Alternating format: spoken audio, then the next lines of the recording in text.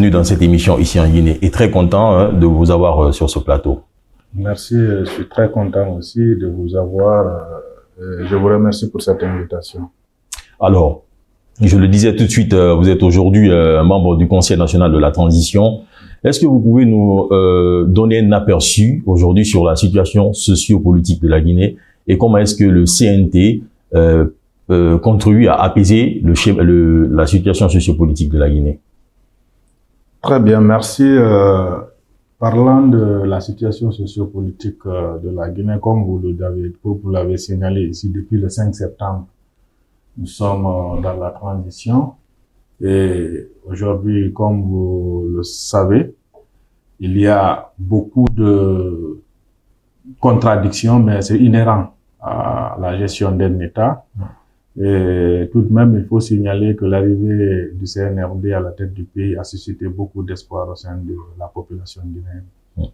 Même si actuellement, il y a des petites discordances entre la classe politique, une certaine partie de la classe politique et le CNRD. Mais ce qu'il faut essayer de reconnaître, que nous ne pouvons pas dépeindre et dire que tout ce qui se passe est mauvais, encore moins dire que tout est bon. Mais je pense que nous pouvons avoir de l'espoir que d'ici la fin de la transition, que les contradictions vont être réglées et que nous allons sortir de cette transition gagnant. Parce que le pays, le peuple de Guinée, a tant besoin de maintenant qu'on lui délivre les promesses de la démocratie, de la liberté, de la bonne gouvernance et de l'état de droit. C'est extrêmement important. Le CNT, quant à lui, c'est un organe à part entière de la transition. Il est en train de jouer son rôle d'abord en tant qu'assemblée, une assemblée normale, même si c'est la transition. Les conventions sont ratifiées, il y a des accords qui sont votés, il y a la loi des finances qui vient, la loi des finances initiales et rectificatives. Comme toute une assemblée normale, le CNT est en train de travailler. Mais à côté de ça, l'objectif d'une assemblée comme le CNT, c'est toutes les activités qui vont vers le retour à l'ordre constitutionnel. Et aujourd'hui, depuis un moment, le débat d'orientation constitutionnelle a été ouvert au CNT, à les acteurs qui passent, que chacun est en train de faire des propositions. Et avant, il y a eu ce qu'on a appelé le symposium constitutionnel. Donc, ce symposium constitutionnel a regroupé l'ensemble, la plupart des acteurs. Et ces acteurs-là, à côté de ces acteurs, il y a eu des experts qui ont été invités pour discuter avec le CNT, avec le peuple de Guinée, des orientations qu'il faut donner à la prochaine constitution que tout le monde attend avec beaucoup d'impatience. Je pense que pour le moment, on peut estimer que le CNT en tant qu'organe est en train de jouer son rôle qui lui est attribué par la charte de la transition. Alors, à l'arrivée du CNRD au pouvoir, il y a eu une grande adhésion. On a vu le défilé des partis politiques, des membres de la société civile, ici même au Palais du Peuple. On a vu différentes propositions, des beaux débats. Et on se disait que tout était bien parti. D'un seul coup, je sais pas qu'est-ce qui a débordé, quel est le goutte d'eau qui a débordé le vase. Et on se retrouve face au discorde. Aujourd'hui, au CNT, quel est votre regard par rapport à cette division aujourd'hui avec une partie de la classe politique et certains membres de la société civile? C'est vrai que ce que vous dites, l'arrivée du CNRD a apporté un offre de soulagement. Il y avait des acteurs politiques qui étaient emprisonnés. Il y avait des acteurs politiques qui étaient privés de voyage. Il y avait une certaine atmosphère intérieure à la Guinée qui amenait les gens, qui avait mis les gens dans une position de désespoir total. Donc, l'accueil du CNRD, c'est pas parce que les gens croyaient fermement à ceux qui sont venus, mais c'est par rapport à ce sur quoi ils étaient en train de sortir. C'est ce qui a amené les gens à ouvrir largement les bras au CNRD. Et aussi, au-delà de cet enthousiasme, c'est-à-dire, c'est comme si tu sors quelqu'un de prison. Les Guinéens, on était pratiquement tous en état de pénitence. Donc, il fallait, avec l'arrivée du CNRD, les gens en avaient marre du régime qui était là. Ils ont pris ce changement comme ils ont pris ça comme un grand espoir. Et à côté, c'est le discours qui a été tenu par le président de la transition. Le discours, il avait posé le diagnostic de tous les maux qui sévissaient en Guinée. Il a eu de l'espoir. Donc tout le monde s'est dit oui, avec ça, nous pouvons espérer. Est-ce que vous pensez aujourd'hui, avec un peu de recul, vous pensez que c'est même pas lui l'auteur de ce discours? Non, attention, de toute façon, je ne sais pas qui est l'auteur du discours, mais c'est lui qui était à la tête, qui a été à la tête du CNRD, c'est lui qui l'a prononcé. C'est lui que nous l'avons vu, c'est à lui que la majeure partie de la population a cru, même les acteurs politiques, même si ça a été une erreur pour eux. Aujourd'hui, les acteurs politiques n'y croient plus, c'est une désillusion. C'est clair, je pense qu'avec ce qui se passe, en tout cas les acteurs majeurs, qui sont vraiment les acteurs de la société, de la classe politique, si vous prenez ceux de la coalition ANAD, vous prenez le RPG Arc-en-Ciel, vous prenez le FNDC politique, c'est l'ensemble des grands partis de la Guinée, qu'on le veut ou pas, qui se regroupent dans ces structures politiques. Et ce sont ces acteurs politiques-là aujourd'hui qui s'éloignent de plus en plus du CNRD. Mais ces acteurs politiques ont tous été entendus sur leurs différentes propositions. Est-ce qu'ils ont été entendus sur leurs différentes propositions? Aujourd'hui, la plupart d'entre eux ne sont plus en Guinée parce que l'atmosphère interne ne rassure pas. Donc, il faudra essayer de comprendre que si le CNRD a été accueilli, même par certains leaders politiques que d'autres accusent aujourd'hui d'être complices du coup d'État, parce qu'ils ont accepté un coup d'État, même si c'est anticonstitutionnel, ils ont pris acte ou bien eux-mêmes ils ont apprécié le fait que ça soit venu, mais on dit qu'un démocrate n'apprécie jamais un coup d'État. Mais à un moment donné, ils ont apprécié. Aujourd'hui, les gens estiment c'est ce qui est en train de se retourner contre eux. Mais je pense, encore une fois, rien n'est tard. C'est vrai qu'il y a un blocage. Le dialogue inclusif ne peut pas se tenir en Guinée sans qu'on ne prenne en compte les acteurs majeurs. Vouloir croire à ça, c'est se leurrer. Il faut que les acteurs majeurs viennent, que la main tendue du gouvernement soit une main tendue sincère pour que ces gens soient rassurés afin de pouvoir travailler avec le CNRD. Je pense qu'à un moment donné, nous sommes tous fatigués dans ce pays où on ne parle que de manifestations. Nous sommes dans un cycle infernal de perpétuel recommencement. À chaque fois, c'est la même chose. L'espoir du Guinéen n'a jamais duré plus d'une heure, d'une journée, de 24 heures.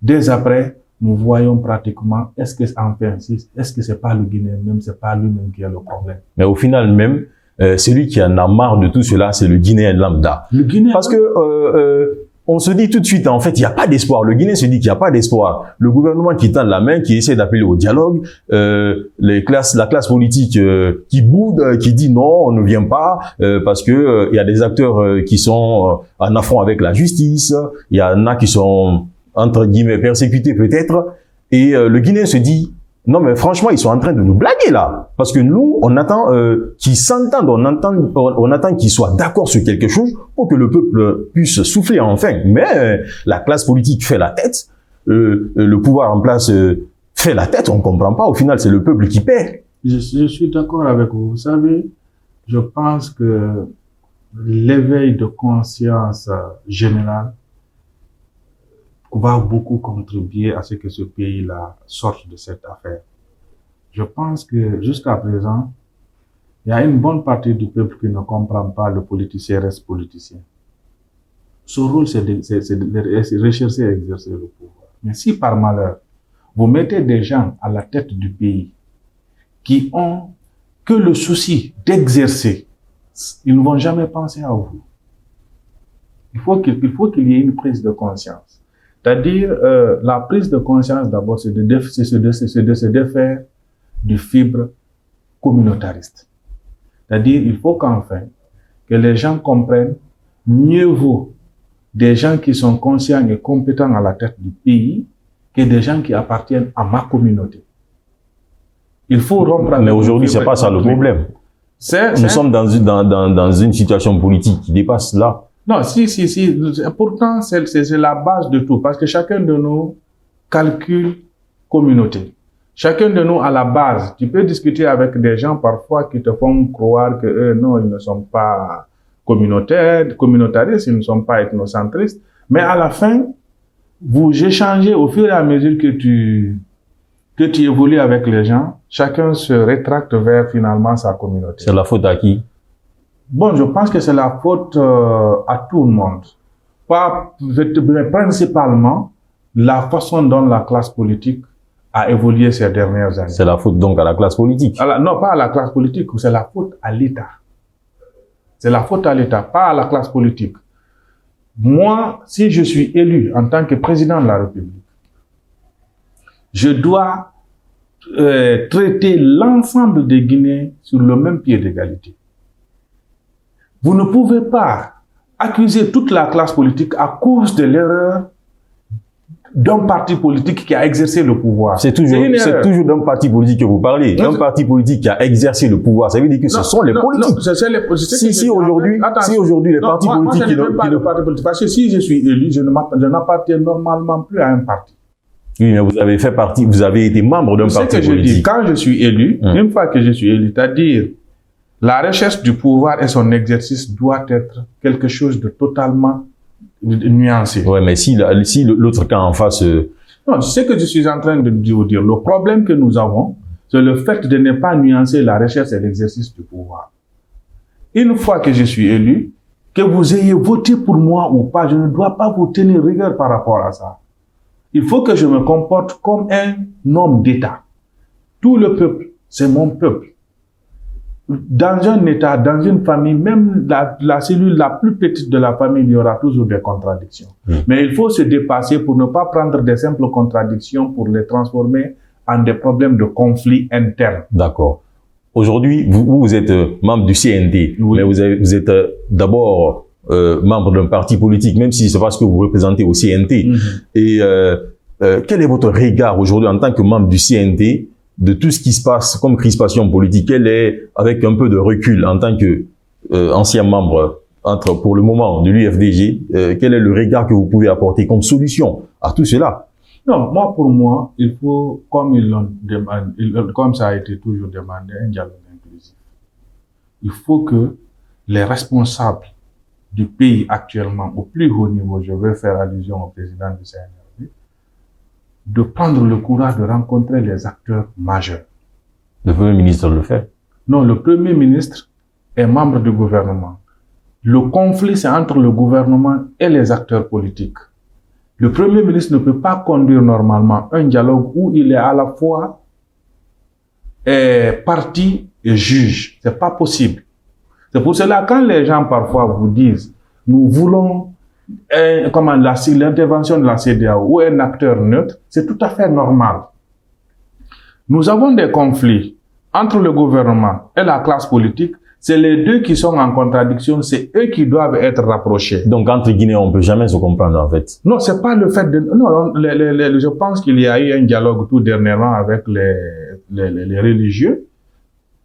C'est entre Guinéens, il n'y a pas un étranger. Oui, mais vous dites aujourd'hui qu'il faut peut-être l'intervention d'un membre de la CEDEAO. C'est ce que je suis en train de vous dire. Vous me dites que le Premier ministre, c'est lui qui est en train de le faire. Normalement, s'il y a ce problème, nous connaissons les problèmes qui ont été posés par les acteurs politiques. Nous connaissons la position du gouvernement par rapport à ça. Si à un moment donné, les acteurs concernés se disent « Nous avons un problème avec le gouvernement », pour qu'on puisse négocier, ils ont leurs points de revendication, nous avons nos points de revendication. Nous voulons quelqu'un qui va être entre le gouvernement et nous, pour qu'on puisse échanger et trouver des pistes de solution à la crise. Parce que je vous garantis, personne d'entre nous n'a intérêt à ce qu'il y ait la crise dans ce pays. Ce que vous faites là, vous avez une entreprise, vous travaillez à but lucratif. Tant qu'il n'y a pas la paix, pour rassurer les gens de venir, je vous garantis, même si vous gagnez quelque chose dans votre entreprise, c'est des miettes. On a besoin, à un moment donné, qu'on reste ici au moins 2 ans, 3 ans, sans qu'on ne parle de manifestation. Oui, mais pour rassurer les gens, les entrepreneurs de venir chez nous. C'est pourquoi d'ailleurs on ne comprend pas en fait les différentes manifestations aujourd'hui, franchement, parce que on se dit que c'est toujours en fait à la fin de la journée, c'est toujours le même résultat. Et dans les grandes décisions, ça ne change rien. Aujourd'hui, quand on prend les partis politiques, par exemple l'UFDG, qui est quand même, disons, le plus grand parti politique en ce moment dans le pays. Je ne sais pas pourquoi, en fait, l'UFDG va, par exemple, refuser de venir à un dialogue, alors qu'il n'a aucun problème. Le seul problème peut-être évoqué, c'est de dire que la maison de Cellou Dalein a été retirée. Après ça, je vois pas un autre problème, en fait. Je vois pas pourquoi un parti comme l'UFDG, par exemple, va venir refuser de s'asseoir sur la table. Non, en fait, si vous voulez, je ne peux pas m'exprimer à la place de l'UFDG. Non, à votre regard, en tant que membre du CNT aujourd'hui. En fait, ce que je dis, moi, je suis membre du CNT, je ne peux pas m'exprimer à la place de l'UFDG. Qu'est-ce qui les motiverait de venir ou ne pas venir au niveau du dialogue? Comme vous l'avez dit, mon regard sur je vais vous dire quelque chose. La chose qui rassure plus dans un pays, c'est la justice. Quand dans un pays, vous estimez être brimé par la justice, vous vous rétractez. Vous avez peur.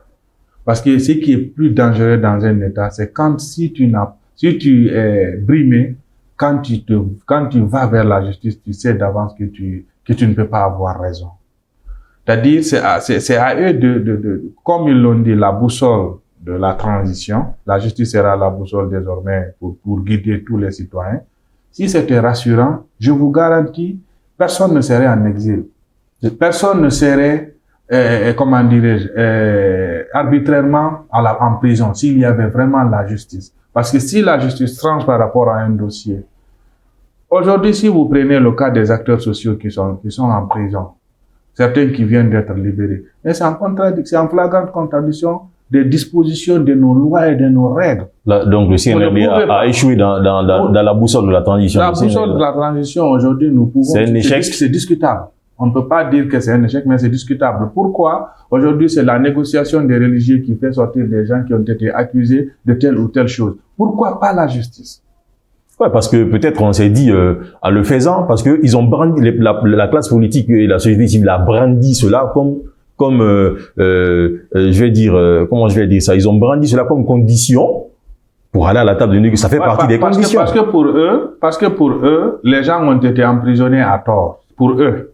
Mais est-ce que la justice en elle, parce que nous avons 3 pouvoirs dans ce pays.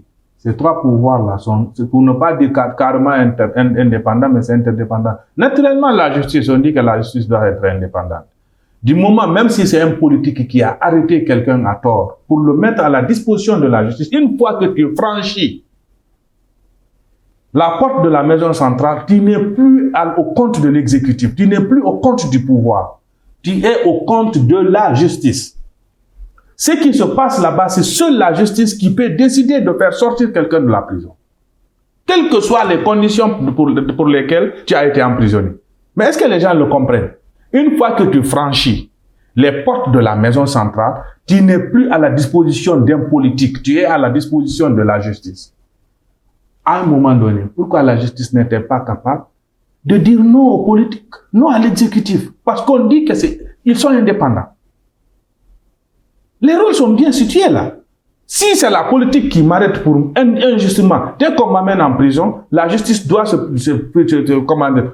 tourner vers le dossier pour savoir est-ce qu'il a été emprisonné à raison ou à tort. Si c'est à tort, on la quitte, la personne quitte. Mais si la population, vous et moi, et si les acteurs politiques estiment que la justice est utilisée par l'exécutif pour régler des comptes, ça ne nous rassure pas. Et là, l'image de la justice est terminée. La justice, elle est au-dessus du pouvoir politique. Il faut qu'on le sache, il faut qu'on nuance cette affaire.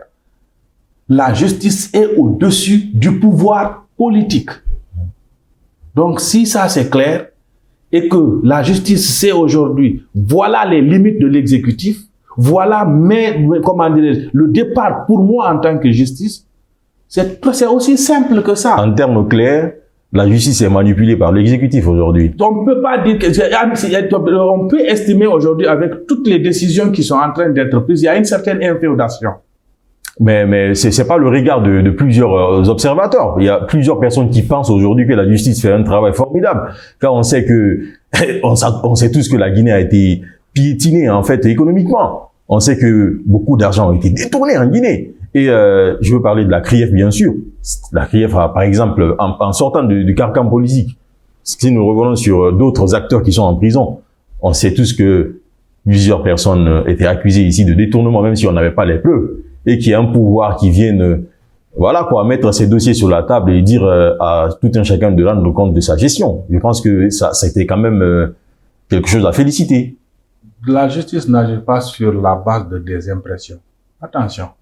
C'est pas une impression, c'est une réalité. Non, attention. Ça, ce que vous dites, c'est vos impressions. Vous dites que la population estime.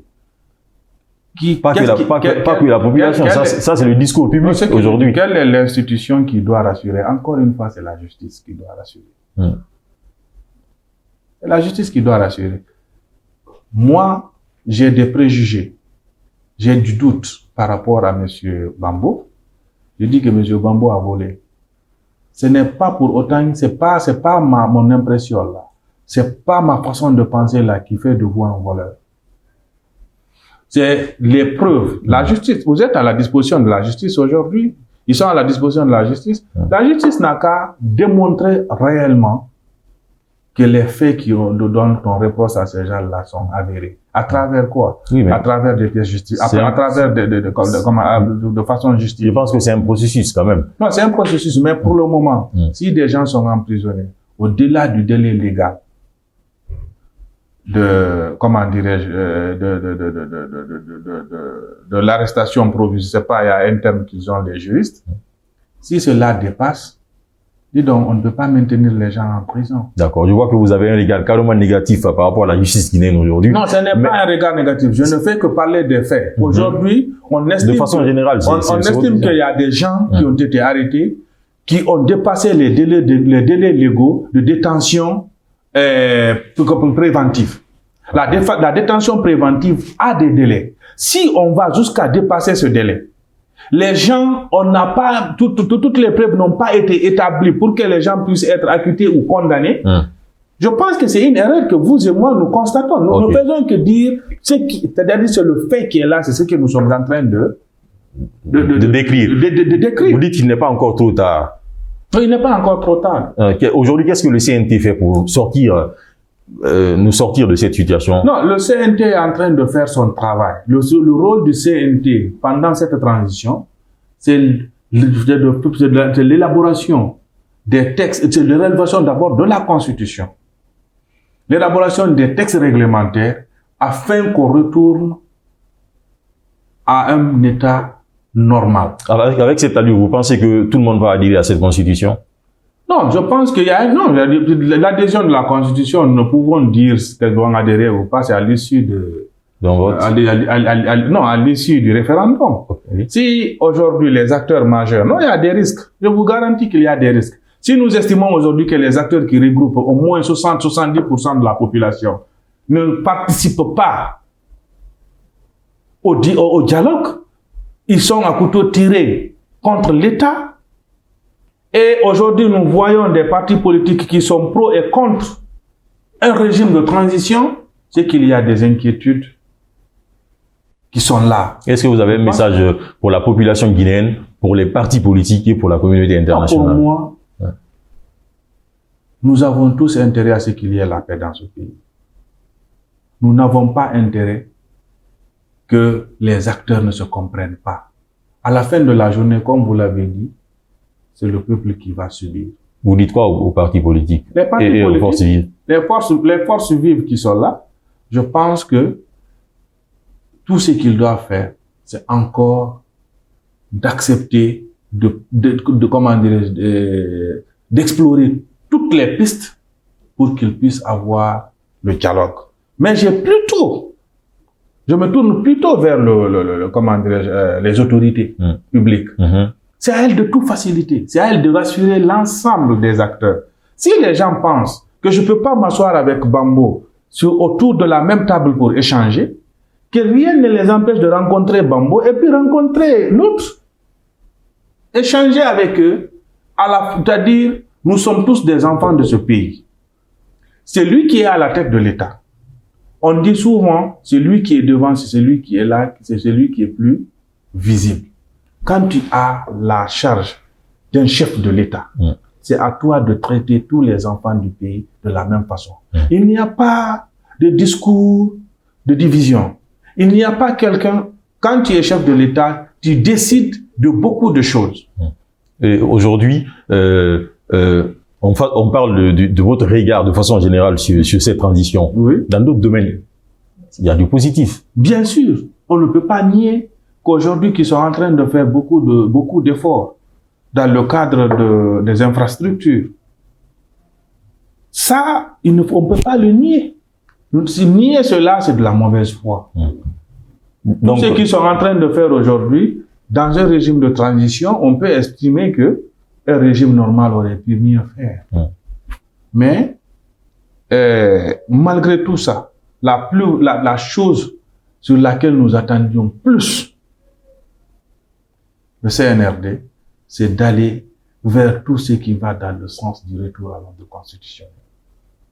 En rassemblant les acteurs, œuvrer pour que, à leur départ, qu'il y ait des élus légitimes qui, enfin, vont sortir des petits calculs politiciens pour que tout le monde puisse se mettre au travail. Ce pays-là, les gens ne sont pas en train de travailler. On a besoin de travailler. Les querelles politiques nous ont fait perdre presque une génération. Et à cette allure, on n'est pas sûr de finir tout de suite avec la transition, avec ces querelles. Et pourtant, il faut qu'on en finisse. Nous ne pouvons pas vivre dans une situation de transition. On ne peut pas... Tout ce qui est en train d'être fait aujourd'hui, on ne peut pas estimer développer un pays pendant une période de 2 ans ou 3 ans de transition. C'est pas possible. Donc l'issue de cette transition dépend de tous les acteurs. Dépend de tous les acteurs. Et nous avons toujours souffert de ce dans ce pays, plutôt de dirigeants légitimes que de tous les autres problèmes. Si aujourd'hui, vous vous faites une élection libre, transparente, et que le gars qui est élu, il sait que pertinemment il a été élu par le peuple, je vous garantis l'inféodation des autres institutions. S'il sait que, quelle que soit l'organisation qui organise les élections, qu'il est capable de gagner, est-ce qu'il a un besoin d'inféoder une institution qui organise les élections? Non, à mon avis. Si vous savez, vous avez été élu de manière légitime dans des élections libres et transparentes, vous travaillez, vous avez un bon résultat, la loi vous permet de vous représenter, vous pensez que vous avez besoin de vous occuper des détails d'institutions? Si cette transition échoue, qui devra-t-on accuser? On doit accuser ceux qui sont en train de diriger la transition. C'est eux. Pas que eux. Si. Non, jamais. On ne peut pas que les accuser. C'est ce que vous pensez. Moi, je vous avais demandé mon opinion. Je vous dis carrément, si on échoue pendant cette transition, on peut accuser ceux qui ont la charge de diriger le pays pendant cette transition. On ne peut pas venir aujourd'hui, au niveau de votre organe de presse, celui qui est le haut responsable, qui est chargé de faire le management, le leader qui est à la tête de votre organe de presse. S'il y a un échec, il n'y a pas à venir et dire que c'est tout le monde qui est responsable. Le responsable, c'est celui-là qui assume le leadership. C'est celui-là qui est censé coordonner les équipes et mettre chaque personne à sa place. Si vous ratez ça, ce n'est pas de la faute.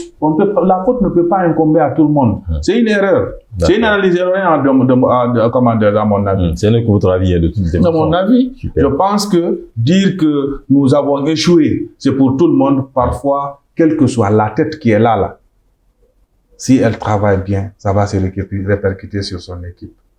Si c'est un élément de l'équipe qui ne travaille pas bien, cela a moins d'impact que si c'est le leader qui ne fait pas son travail. Aujourd'hui, vous pensez qu'il ne fait pas le travail? Qui? Le leader qui est là? Non. Si vous me dites, vous dites que si la transition échoue, c'est qui? Si la transition échoue, ça n'incombe que ceux qui sont ceux qui dirigent aujourd'hui les destinées du pays. C'est à eux de mettre tout le monde au même pied d'égalité. C'est à eux de voir quel est le chemin le plus sûr pour pouvoir rassembler le peuple. Et c'est extrêmement important. On a toujours fait l'erreur de condamner tout le monde dans ce pays. Responsables et ceux qui ne sont pas responsables, on met tout le monde dans le même panier pour dire non, c'est tout le monde. C'est pas possible. Monsieur... Pourtant que nous ne parvenons pas. à situer les responsabilités de chacun d'entre nous.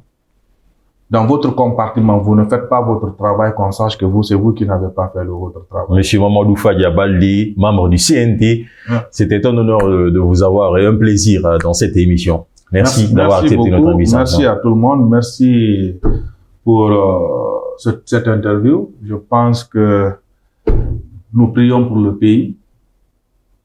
Nous prions à ce que cette transition ait une très bonne issue. Nous prions que ces petites querelles internes qui sont latentes aujourd'hui, que qu'on dépasse tout ça pour que demain ou après-demain, que le pays là retrouve le bon chemin qui nous mène vers le développement économique et que les petites querelles politiques qui, normalement, ne doivent pas perdurer dans un pays, plus de 3 mois, le jour où on va régler cette histoire d'élection. Toutes les élections sont organisées en un temps record connu. Après ça, je pense que quiconque ne parle pas de développement, on peut le mettre dehors. Bien dit. Merci à tous d'avoir suivi cette émission. C'était Ici en Guinée. On se retrouve très bientôt pour un autre numéro. Merci beaucoup.